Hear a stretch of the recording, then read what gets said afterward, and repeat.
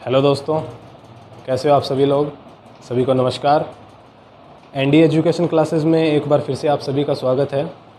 हम राजस्थान जीके पढ़ रहे हैं और इसमें जो पिछला लेक्चर हमारा था उसमें थोड़ा सा तकनीकी ख़राबी के कारण लास्ट में वीडियो थोड़ा सा अधूरा रह गया।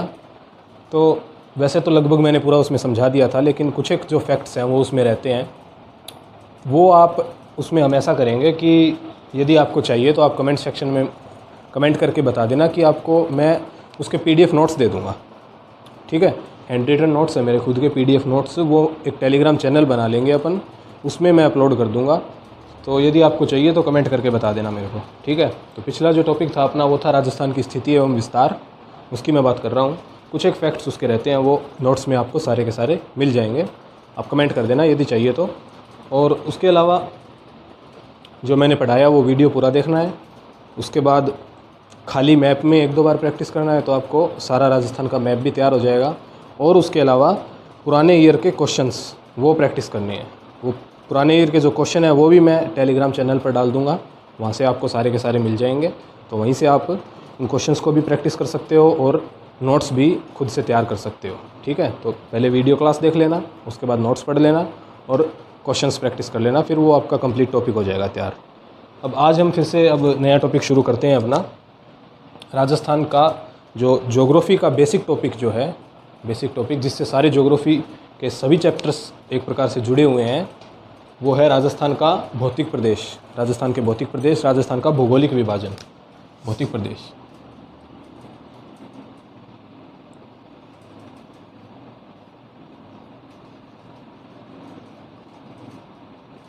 राजस्थान के भौतिक प्रदेश अर्थात भौगोलिक विभाजन। पिछले लेक्चर में हमने जिस मैप का यूज़ किया था वो था राजस्थान का पॉलिटिकल मैप।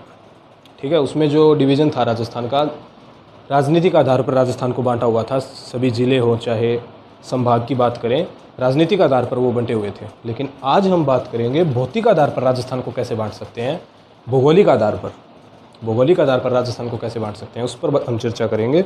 वैसे ये टॉपिक बहुत बड़ा है, कंप्लीट ये टॉपिक राजस्थान का भौतिक प्रदेश काफ़ी बड़ा टॉपिक है, ज्योग्राफी का सबसे बड़ा टॉपिक है। तो इसे हम अलग अलग पार्ट्स में डिवाइड करके पढ़ेंगे। जैसे आज का जो अपना लेक्चर है ये थोड़ा छोटा ही लेक्चर होगा। इसमें मैं आपको सिर्फ भौतिक प्रदेशों का वर्गीकरण बताऊंगा कि राजस्थान के भौतिक प्रदेशों को वर्गीकृत कैसे किया गया है।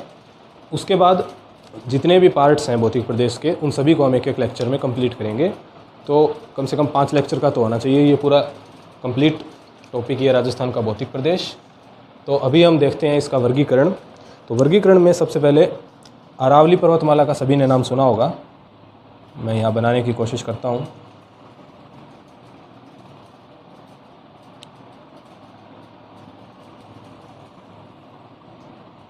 ऐसे ये जो इतना क्षेत्र दिख रहा है आपको, ये अरावली पर्वतमाला का क्षेत्र है।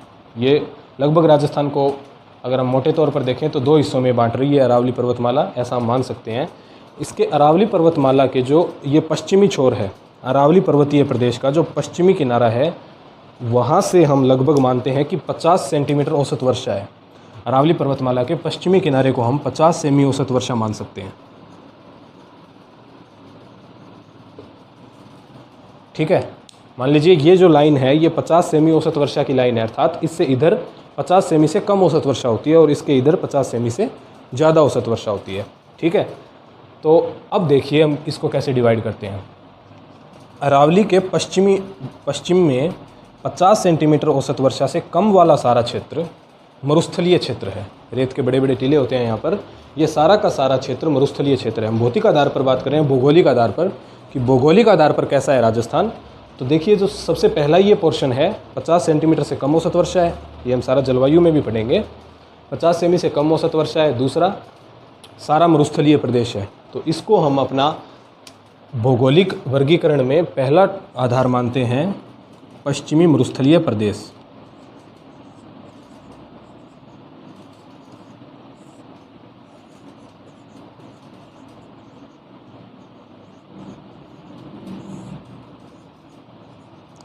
तो ये हुआ अपना पहला पश्चिमी मरुस्थलीय प्रदेश। 50 सेमी औसत वर्षा से कम वाला क्षेत्र राजस्थान का पश्चिमी भाग, मरुस्थलीय भाग, पश्चिमी मरुस्थलीय प्रदेश, ये सारा कंप्लीट मरुस्थल वाला प्रदेश है। ठीक है, दूसरा खुद अरावली हो गया। दूसरा भौगोलिक विभाजन हो गया अरावली प्रदेश।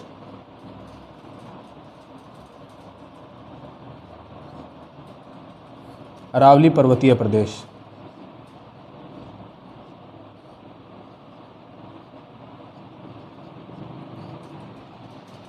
दूसरा भौगोलिक विभाजन हो गया अरावली पर्वतीय प्रदेश। इसके अलावा तीसरे की यदि हम बात करें, पूर्वी मैदान।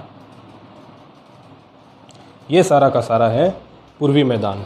मैदान अर्थात उपजाऊ भूभाग। राजस्थान का सबसे उपजाऊ भूभाग पूर्वी मैदान, जो प्लीस्टोसीन युग में नदियों के द्वारा लाए गए जमाव से बना हुआ है। प्लीस्टोसीन युग में नदियों के द्वारा लाए गए कंकड़ पत्थर के जमाव से बना है। ये तीसरा भाग है राजस्थान का भौगोलिक आधार पर पूर्वी मैदान, मैदानी प्रदेश।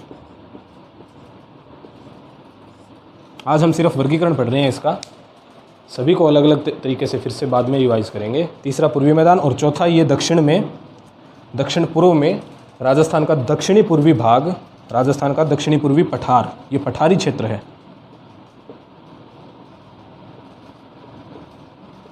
राजस्थान का दक्षिणी पूर्वी पठार, ये चौथा पठारी क्षेत्र है।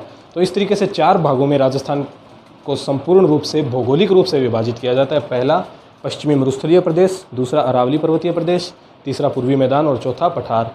अब इनके भी आगे उपभाग किए हुए हैं, इनको भी अलग अलग पार्ट्स में डिवाइड किया जाता है, उसकी चर्चा कर लेते हैं।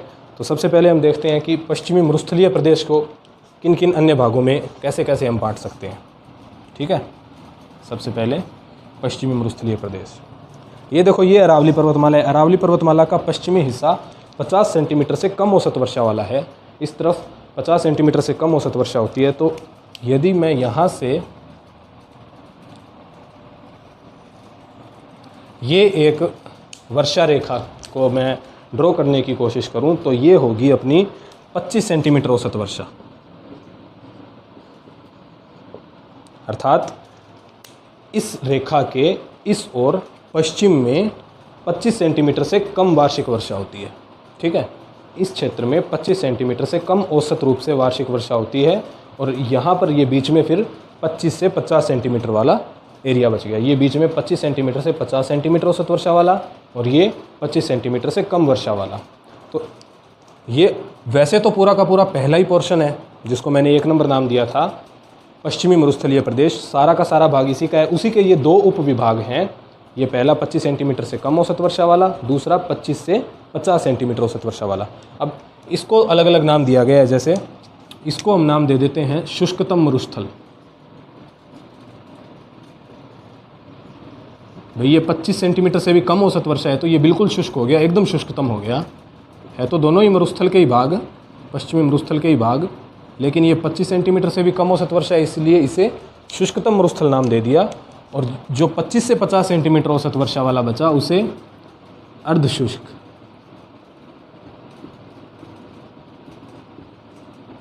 ठीक है, 25 से 50 सेंटीमीटर वाले को अर्धशुष्क मरुस्थल। ये पहले का पहला भाग है, ये पहले का दूसरा भाग है। मैं लिख भी देता हूँ, ये पहले का ए पार्ट है और ये पहले का बी पार्ट है। ठीक है, शुष्कतम मरुस्थल, अर्धशुष्क मरुस्थल। अब इनको भी अलग अलग पार्ट्स में डिवाइड किया जाता है, शुष्कतम मरुस्थल को भी और अर्धशुष्क मरुस्थल को भी। इसे 2 भागों में डिवाइड किया जाता है। शुष्कतम मरुस्थल को फिर से 2 भागों में डिवाइड किया जाता है। कैसे? ये जब हम पूरा एक एक टॉपिक विस्तार से पढ़ेंगे, एक एक पार्ट को विस्तार से पढ़ेंगे, तब मैं बिल्कुल डिटेल में इसको समझाऊंगा। लेकिन अभी के लिए आप थोड़ा सा इसको बस याद रख लीजिए कि यहाँ पर पोखरण, बालोतरा और फलोदी के बीच का एक त्रिभुजाकार क्षेत्र है, जिसे बालुका स्तूप के आधार पर शुष्कतम मरुस्थल को 2 भागों में बांट दिया गया है। आगे ध्यान दीजिएगा, बालुका स्तूपों के आधार पर सबसे पहले 50 सेमी औसत वर्षा के आधार पर हमने पहला भाग बना दिया पश्चिमी मरुस्थलीय प्रदेश। उसमें भी 25 सेमी से कम औसत वर्षा के आधार पर 2 भाग बना दिए, एक शुष्कतम और दूसरा अर्धशुष्क। 25 से 50 वाला अर्धशुष्क, 25 से भी कम वो शुष्कतम। अब शुष्कतम मरुस्थल को भी बालुका स्तूपों के आधार पर, रेत के टीलों के आधार पर फिर से 2 भागों में बांट दिया। एक भाग ऐसा है पोखरण, बालोतरा और फलोदी के बीच, जहाँ पर बालुका स्तूप नहीं पाए जाते हैं, वहाँ पर इतने बालुका स्तूप नहीं है, रेत के इतने टीले नहीं है, वहाँ पर अलग तरीके का मरुस्थल मिलता है, वो हम बात करेंगे। तो इसको एक अलग नाम दे दिया और इसको एक अलग नाम दे दिया। अब इसको क्या कहते हैं, यहाँ पर बालू का स्तूप नहीं है तो बस इसको इतना ही बोला जाता है, बालू का स्तूप मुक्त प्रदेश।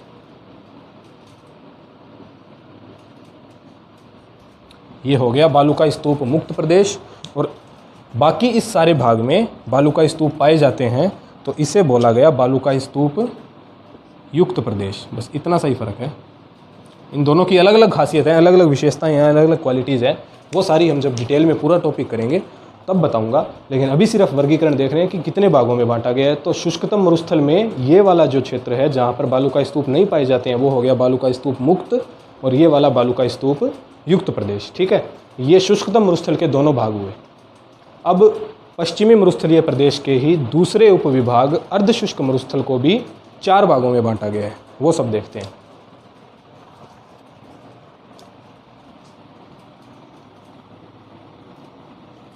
ये सारा का सारा अर्धशुष्क मरुस्थल है, 25 से 50 सेंटीमीटर औसत वर्षा के बीच वाला।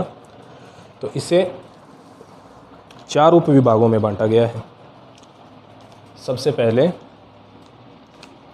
गंगानगर और हनुमानगढ़ वाला ये घग्गर बेसिन, ये पहले के बी का पहला, इसका नाम क्या है, यहाँ से घग्गर नदी गुजरती है हनुमानगढ़ और गंगानगर का क्षेत्र, तो इसका नाम है घग्गर बेसिन। ठीक है, मतलब पहला अर्थात पश्चिमी मरुस्थलीय प्रदेश, उसका बी मतलब अर्धशुष्क मरुस्थल, और उसका पहला मतलब घग्गर बेसिन। ठीक है, अब ये इसके बीच में चूरू सीकर झुंझुनू वाला ये क्षेत्र शेखावाटी, शेखावाटी नाम से जाना जाता है ये। तो ये सारा हो गया शेखावाटी बेसिन। कांतली नदी का प्रवाह क्षेत्र वाला शेखावाटी बेसिन। ठीक है, इसके बाद मध्यवर्ती क्षेत्र ये मध्यवर्ती क्षेत्र हो गया। ये थोड़ा उच्च भूमि है और यहाँ पर मुख्य जिला है जो नागौर है, तो इसका नाम ऐसे ही हो गया नागौर उच्च भूमि।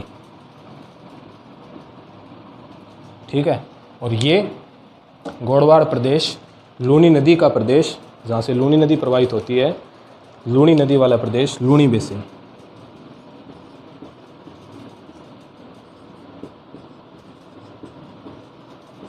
ठीक है, देखिए पश्चिमी मरुस्थलीय प्रदेश का दूसरा विभाग जिसे हमने अर्धशुष्क मरुस्थल कहा, 25 से 50 सेंटीमीटर औसत वर्षा वाला क्षेत्र, उसको 4 भागों में बांटा गया है। गंगानगर हनुमानगढ़ वाला क्षेत्र जो घग्गर नदी के द्वारा निर्मित है उसे घग्गर बेसिन कहा गया। उसके बाद चूरू सीकर और झुंझुनू वाला क्षेत्र शेखा सामंत का क्षेत्राधिकार होने के कारण शेखावाटी क्षेत्र कहलाया।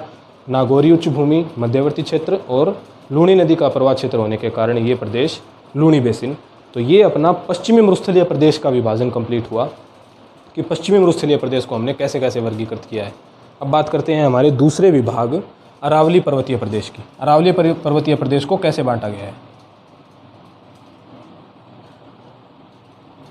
अरावली पर्वतीय प्रदेश में कोई विशेष नहीं है, बस दिशा के आधार पर इसको बांट दिया गया है, जैसे उत्तरी अरावली, मध्य अरावली और दक्षिणी अरावली, बस ऐसे ही बांट दिया गया है। सबसे पहले ये जैसे इतना उत्तरी अरावली हो गया, फिर ये मध्य अरावली और उसके बाद ये दक्षिणी अरावली।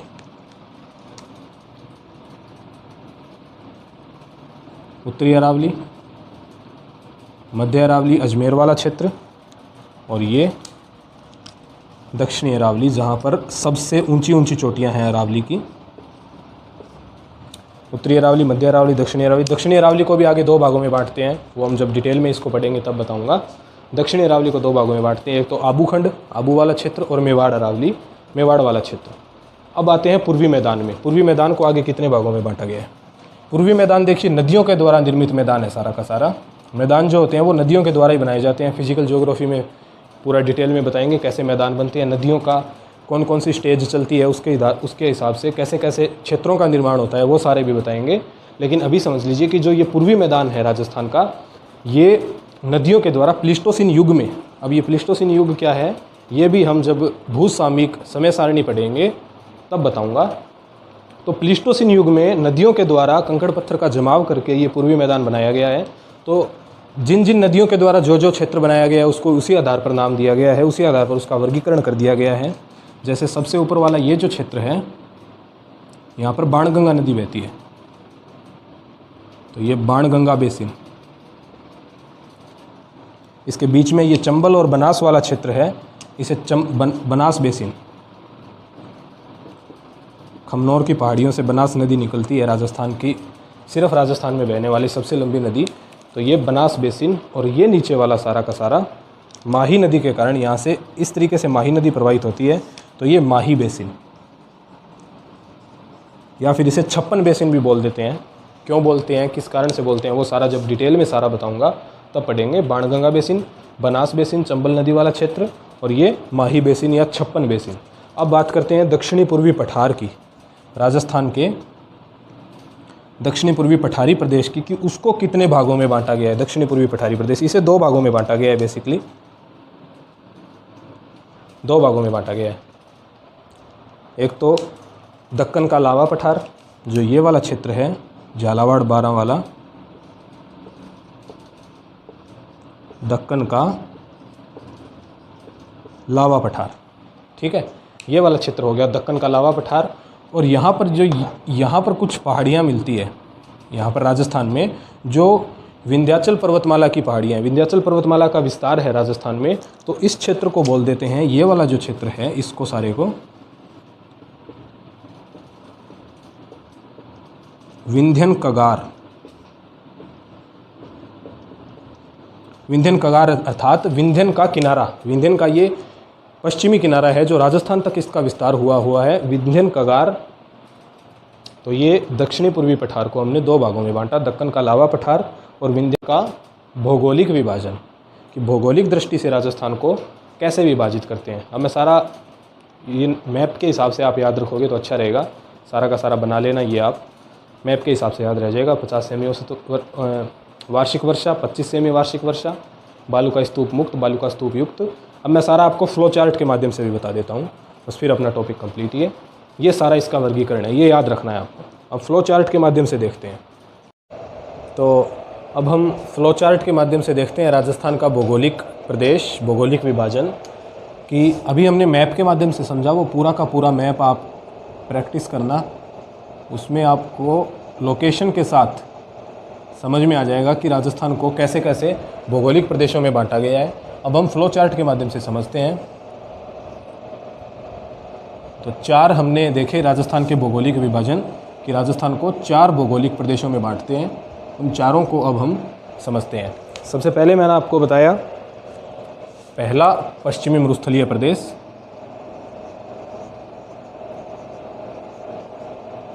पश्चिमी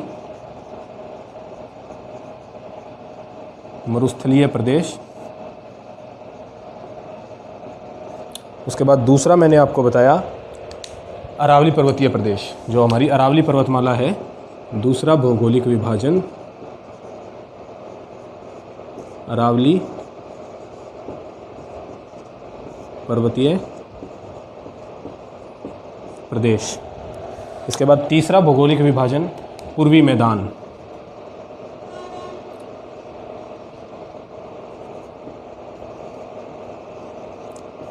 पूर्वी मैदान, मैदानी क्षेत्र, पूर्वी मैदानी प्रदेश। और चौथा और अंतिम दक्षिणी पूर्वी पठारी प्रदेश।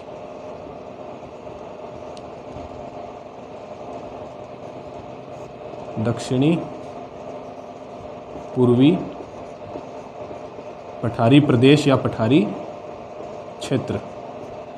तो ये 4 भागों में हमने राजस्थान का भौगोलिक विभाजन किया था, 4 भागों में बांटा था, पश्चिमी मरुस्थलीय प्रदेश, अरावली पर्वतीय प्रदेश, पूर्वी मैदान और दक्षिणी पूर्वी पठारी प्रदेश।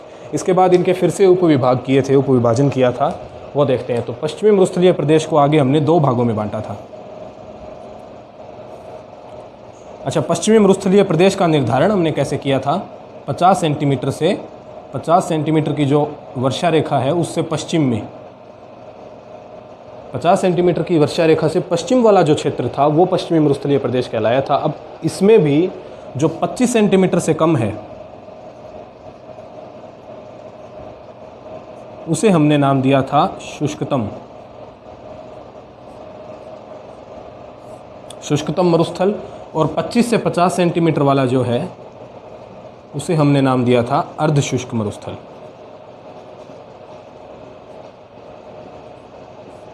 अब इनमें भी आगे और विभाग थे। शुष्कतम मरुस्थल को हमने 2 भागों में बांटा था। शुष्कतम मरुस्थल के 2 हमने भाग बनाए थे, जो कि एक तो था बालू स्तूप मुक्त प्रदेश, जहाँ पर बालू स्तूप नहीं पाए जाते हैं।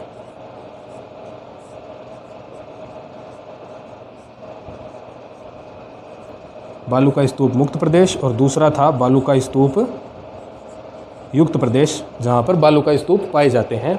तो ये था पश्चिमी मरुस्थलीय प्रदेश के शुष्कतम मरुस्थल का उपविभाजन।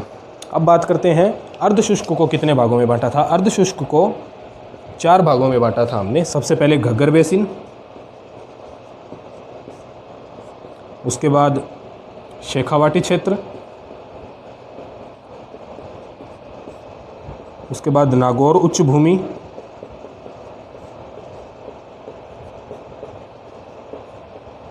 और अंतिम लूणी बेसिन। जो लूणी नदी का प्रवाह क्षेत्र है, उससे जो क्षेत्र बनता है वो है लूणी बेसिन। तो ये हुआ पश्चिमी मरुस्थलीय प्रदेश का विभाजन। 25 सेंटीमीटर से कम औसत वर्षा रेखा वाला क्षेत्र शुष्कतम, 25 से 50 वाला अर्धशुष्क, इसमें 2 भाग और इसमें 4 भाग। अरावली पर्वतीय प्रदेश को सामान्य से हमने 3 भागों में विभाजित किया था। उत्तरी अरावली, मध्य अरावली और दक्षिणी अरावली। दक्षिणी अरावली के फिर हमने आगे 2 उपविभाग किए थे। दक्षिणी अरावली को फिर 2 भागों में हम बांट सकते हैं।